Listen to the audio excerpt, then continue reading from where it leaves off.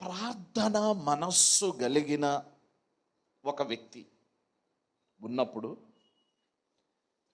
ఆ వ్యక్తి చేస్తున్న పని వెనుక, ఆ వ్యక్తి జీవిస్తున్న జీవితం వెనుక దేవుని యొక్క హస్తము కదులుతూ ఉంటుంది. దేవుని యొక్క హస్తము కదులుతూ ఉంటుంది. చెప్పండి, దేవుని యొక్క హస్తము కదులుతూ ఉంటుంది.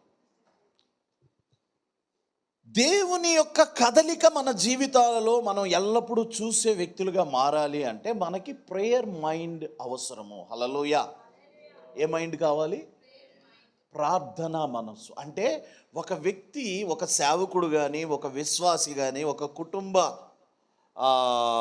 యజమాని కానీ, ఒక సంఘంలో రక్షణ పొందిన స్త్రీ కానీ, ఆ వ్యక్తికి కానీ ప్రార్థన మనస్సు అనేది ఉంటే, ప్రార్థన మనస్సు ఉన్న వ్యక్తి వెనుక దేవుని హస్తం కదులుద్ది. హల్లెలూయా.